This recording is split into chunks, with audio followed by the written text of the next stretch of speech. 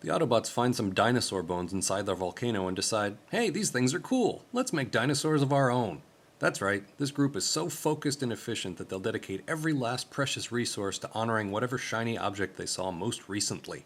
One can only assume that the eventual arrival of RC, the female Autobot, came after somebody found Spike's stash of girly mags. And so, after a quick recon mission to a museum, and despite all common sense, they construct Grimlock, Slag, and Sludge, the Dinobots. I hate Transformers that turn into animals, and here's why.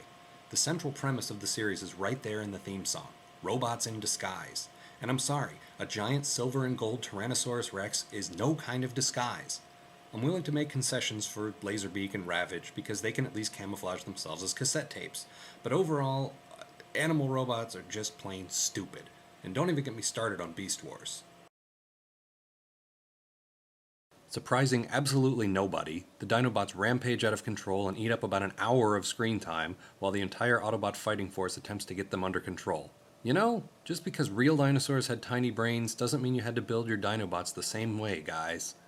And so, like any responsible creators of new life, the Autobots decide to abandon the dinos and seal them back inside the volcano where they'll never be seen again. Except that somehow, defying all known laws of temporal physics, we still have a lot more time to fill.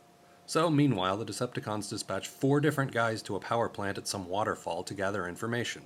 Not from scientists or anything, mind you. They just hang out listening to tourists, hoping to cobble together some basic understanding of how the power plant operates. Great Falls, the generators will keep producing electrical energy. Data gathering complete, reflector. So Megatron rallies the troops to go invade a power plant. Again. As far as I can tell, there were only 2 choices for evil schemes in those days. Attack a power plant, or drain the energy from the Earth's core. You'd think hyper-intelligent robots would be a little more creative. But you'd be wrong. Also, we get another rainbow in this episode.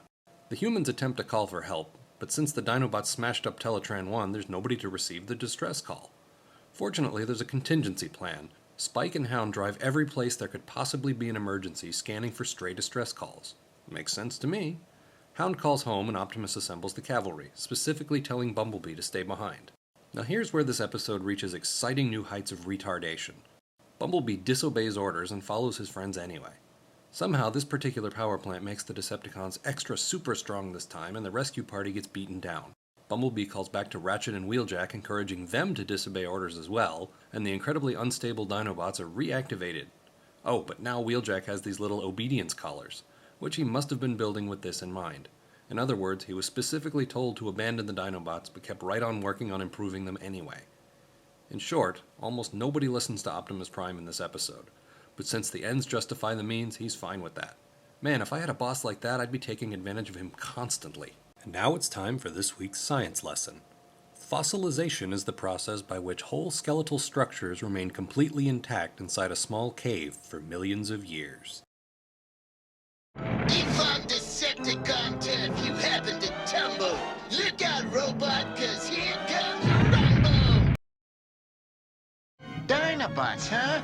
I thought you were supposed to make dinosaurs.